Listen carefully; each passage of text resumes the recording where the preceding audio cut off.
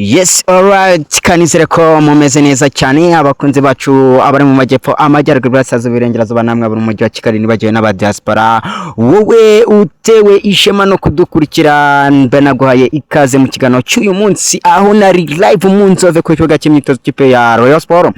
Iyi akaba ari equipe ikomeje imyitozo ngira ngo nkuko mubibona mu mashusho nari nayisuye. Ni equipe irimo iravugwamo umutoza mushyashya. Ni equipe irimo iravugwamo amakuru menshi n'amambo nageze mu Nzove kugira ngo ngende menya ese muri Rayon Sport harimo iki, ese umutoza Hossein Mbalangu twakomeje kugenda twumva uyu mutoza amenyekanye mu gihugu cy'Ubugande, umwe mu batoza bakomeye cyane, ibye bimeze bite mu Nzove. Niyo mpamvu rero nari nageze mu Nzove mbangubwira ni wowe jya wibuka nyamuneka nimba warakanze subscribe jya wibuka gukanda like kandi niba utaranakanda subscribe icyo gihe ni nako kandi kugira ngo ukare subscribe ubundi tugenda twibana neza cyane gatanu kuri kagenzi kako. Duhite dutangira rero nagutinda nyuma yuko rwose mumaze mwese kuba mwabikora wakanda like wakanda subscribe nyuma yuko mubikoze duhite dutangira amakuru yacu twihuse tureba imyitozo. Uyu munsi ni imyitozo kipe ya Rayon Sport yabaye none rwose uyu munsi irangiye mu kanya gatonya imwe mu myitozo yari kakaye ngo murimo murabona abasore bino equipe bari bahari bameze neza cyane. Idrissa Kuyate, Pavel Nzira, Mugisha Yves abo ni abazamu bari bahari bameze neza cyane kabisa, bari bitabiriye imyitozo y'uno munsi n'abandi bandi bakinyi Nshimiyimana Emmanuel Kabange nawe yarahari rwose ameze neza cyane. Serumogo Al Omar capitaine yarahari, Wikamusore Prince yarahari ameze neza cyane nkuko murimo muramubona rwose nguwo. Meri Bayisenge nawe arahari, ni bamwe mu badefense b'ikipe ya Rayon Sport. Bisudianya arahari, Faranganye yagarutse rwose ameze neza cyane. Ngira ngo murimo muramubona aho ngaho arimo agenda ko amaguru rwose ari mu myitozo. Uwo ngo mubona uhagaze akaba ari umutoza wa fitness wongerera imbaraga abakinnyi b'ikipe ya Rayon Sport, ari kumwe na Tony Kitoga hanyuma n'uwitwa Faranganye n'abandi basore bagiye batandukanye bose bitabiriye imyitozo uyu munsi. Amakuru cyangwa se update kuye kumenya ku ikipe ya Rayon Sport nuko imyitozo y'uyu munsi abamwe mu bakinnyi batari bahari ni abakinnyi batatu bamwita Bigirimana Abedi, uyu nguyu ni umushingana cyangwa se ni umurundi, ndetse na menyene wabo w'umurundi bamwita Ndayishimiye Richard. Aba bakinnyi uko ari babiri, aba barundi uko ari babiri nago bitabira imyitozo y'uyu munsi. Ukongeraho noneho n'undi mukinnyi wa gatatu uri mu ikipe y'Igihugu y'u Rwanda Amavubi bamwita Cindy Paul Jesus. Uyu mutaramu nawe nago yakoze imyitozo y'uyu munsi kuko ari mu ikipe y'Igihugu y'u Rwanda Amavubi. Murumva yuko rero iyo ni update mba ngenda mbaha ku bakinyi bari bahari, ariko wakwibaza ati se abandi bari ko mvuze bamenye badahari n'abandi bakinyi bose bari bahari ushyizemo bangaba banshima abangaba ba Fabrice Nshimiyimana Fabrice yarahara ameze neza cyane, ugashyiramo abangaba Asumani uwo Asumani niwe wicaye aho ngaho umutoza nawe nguwo ngira ngo murimo muramubona ko yarahara ameze neza cyane. Ubwo urumva yuko ikipe ya Sport ku kijyanye n'abakinnyi update uyu munsi none bayimaze kuyibaha. None reka tugende sasa tugaruka kuri Zandani. Ubu ngubu nicyo gikurikiyeho Zandani muri Rayon Sport. Ese Rayon Sport hagezweho iki? Ese Rayon Sport niki kijya mbere? Imyitozo turimo turayirora, turimo turabona ukuntu abasore bameze neza, abahari twamaze kubamenye. Ikimo bagikurikiyeho noneho nibimeze bite? Nari maze kubabwira umutoza witwa Hossein Mbalangu, uyu nguyu akaba umwe mu batoza bakomeye mu gihugu cy'Ubugande, baramuzi cyane. Uyu mutoza rero abantu baribaza bati ese ibyo bimeze bite, bakibaza bati ese Afamia Latifi uyu we ibyo bimeze bite n'ikipe ya Rayon Sport tutibagenda nitwa Azuzu Latifi. Ndagira ngo mbatangaze yuko Twagerezo Tade yamaze gutangaza yuko rwose uyu mutoza Afamia Latifi ndetse na Azuzu Latifi bashesheje amasezerano bafitanye n'aba batoza, bagomba kuba batandukana n'ikipe ya Rayon Sport bakishakira ayandi makipe, hanyuma ikipe ya Rayon Sport nayo nyine igashaka undi mutoza. Ubwo iyo ni update ya mbere nabaha. Ikindi kandi nababwira nuko uyu mutoza yamaze guhura ndetse n'aba batoza bombi, aho nari maze kubona mu kanya rwose kimwe mu binyamakuru bimaze kwandika ko uyu mutoza yahuye na perezida w'ikipe ya Rayon Sport, ariko ngo kimwe mu bintu byamutunguye nuko Twagerezo Tade yaje amubwira yuko nyine basesa amasezerano ariko nta n'igiceri cy'icumi afite, nta n'ikintu ari bumuhe. Ubwo rero ni inkuru imaze gutangazwa n'uwitwa Hossein dukunze kwita Bubuni. Uyu nguyu muramuzi rwose akaba ari we ushinzwe gushakira akaryo uyu mutoza Afamia Latifi.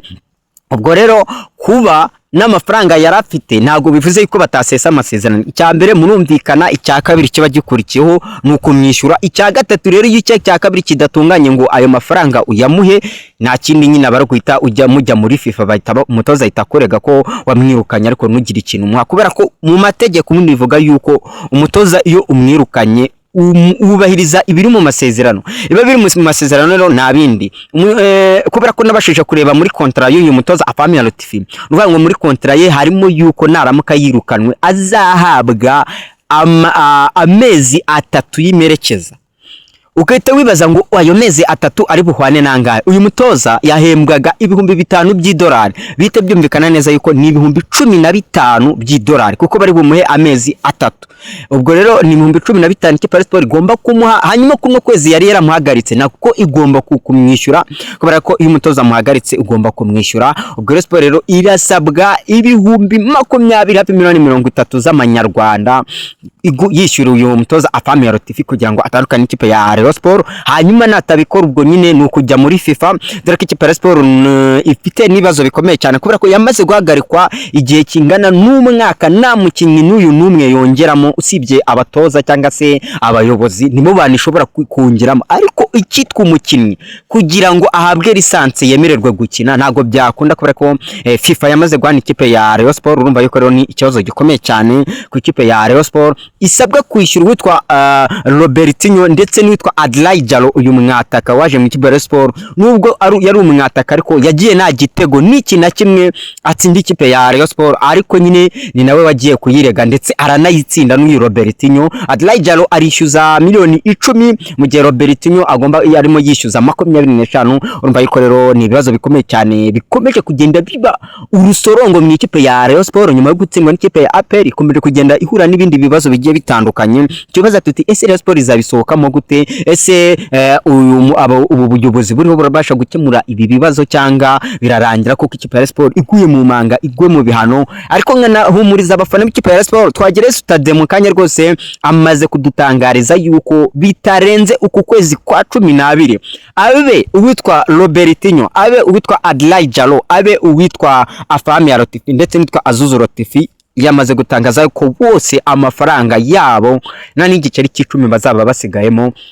Avuga ati turasoza umwaka cyangwa se turarya iminsi mikuru na deni niri na rimwe turimo aba bagabo. Urumva yuko ni inkuru nziza ku bakunzi b'ikipe ya Rayon Sport kuba ikipe iri tayari kuba yakwishyura, hanyuma nimara kwishyura bizahita bisobanuka. Indi nkuru nziza bahoze bambaza bibaza bati ese turamutse twishyuye twakurirwaho ibihano cyane rwose. Ikipe ya Rayon Sport niyishyura ikishyura izahita imenyesha FIFA ko amafaranga yamaze kuyishyura nta kibazo ifitanye cyangwa se nta kirego ifitanye n'aba bakinnyi ndetse n'abatoza. Hanyuma FIFA ye ikikora itibakomorera bya bihano ikabikuraho, hanyuma Rayon Sport ikaba yagira gute, ikaba yakongeramo abakinnyi. Ariko nanone ahantu bikomere nk'ubu ikipe ya Rayon Sport ifite ikibazo cy'umuzamu, nk'ubu ifite ikibazo cy'umukasire, kubera ko twagiye tubibona ko Niyonzima Olivier Sefu dukunze kwita Kambana roho ari umwe mu bakinnyi basubiye inyuma, urwego rwabo rwagiye hasi.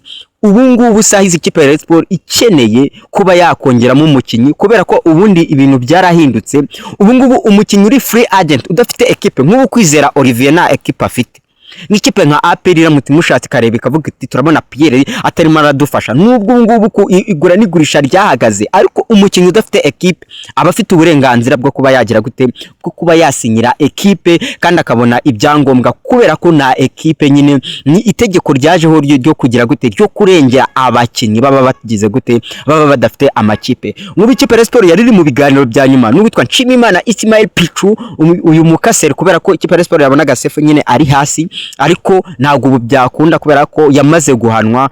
Ntago ikipe ya Sport yabona ibyangombwa bya Pichu, ntago byakunda kubera yuko ikipe ya Sport yamaze guhanwa. Ubwo rero Rayon Sport nuko igomba kuba yakwishyura iri deni ndetse ikarimaramo ryose, yamara kurimaramo ikaba aribwo izakomorerwa. Ubwo rero no gutegereza ko konzi ikipe ya Rayon Sport, dore yuko ekipe yabo ikomeje kwitegura weekend, irimo irategura umukino wa gicuti kubera ko nta champion izaba imikino ya shampiyona yo muri weekend nagiza kubera ko ikipe y'igihugu y'u Rwanda Amavubi iri mu mwiherero, nubwo ikipe ya Rayon Sport ifitemo umukinnyi umwe wenyine ari we Cindy Paul Jesus, ariko n'ubundi ntago byatuma bakina shampiyona kubera ko shampiyona yo yarasubitswe, ariko irimo irategura umukino wa gicuti ndetse ishobora kuba yakinamo n'ikipe mu gihugu cya Sudan, nubwo umukino utaremezwa, ariko amakuru mu gihe turakomeje tugende tuyacukumbura tuyagenda runono ubundi tuyabahe neza cyane. Ariko n'ubundi muri weekend izakurikira ku itariki 21 ekipa ya Rayon Sport ifite umukino wa shampiyona, izaba yagarutse muri shampiyona, niyo mpamvu ikomeje imyiteguro, niyo mpamvu ubona bataryamye,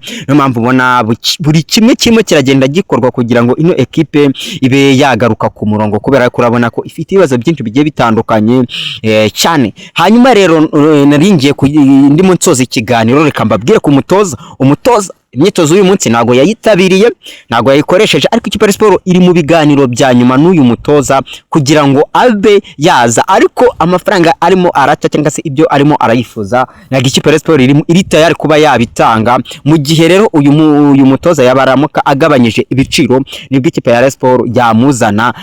Ubwo nyine kwa ngo baracyari mu biganiro, komande zombi Rayon Sport bifite ibyo yifuza, ifite n'ibyo itanga, n'umutoza nawe aba afite ibyo yifuza n'ibyo ashaka. Ubwo rero mu gihe baramuka bahurije hagati, uyu mutoza mwamubona mu nzove arimo akosha imyitozo ikipe ya Sport, mu gihe ataraza n'ubundi witwa Aruna Feruz, uyu mushinga nawe rwose arakomeza atoza ikipe ya Rayon Sport ndetse cyane rwose, dore yuko nubwo twavuga yuko umusaruro utagenze neza kuri derby, ariko indi mikino yari yayitsinze, yari yabashije gutsinda ikipe ya Rutsiro, atsinda ikipe y'Amagaju ndetse atsinda n'ikipe ya Marine, atsindwa na APR. Ngayo nguko rero nubwo bamwe bakomeje ndetse kugenda babwira ubuyobozi bw'ikipe ya Sport, bababwira yuko umutoza atari mubi, ahubwo derby yari yateguwe, derby ko hari abantu bari babashije kwinjira mu bakinnyi b'ikipe ya Sport, bigatuma umusaruro utaboneka, akaba ari bwo buryo nyine babigenekerezamo, akavuga ati reka turebe umutoza mu yindi mikino, none nitubona ari ku rwego rwo hasi aba ari bwo tuzana undi. Nkaho ubu ngubu kwiriya match ati yari hishe byinshi, ntago twamenye byana nubwo twahita dupima umutoza ngo dite tuvuga yuko ari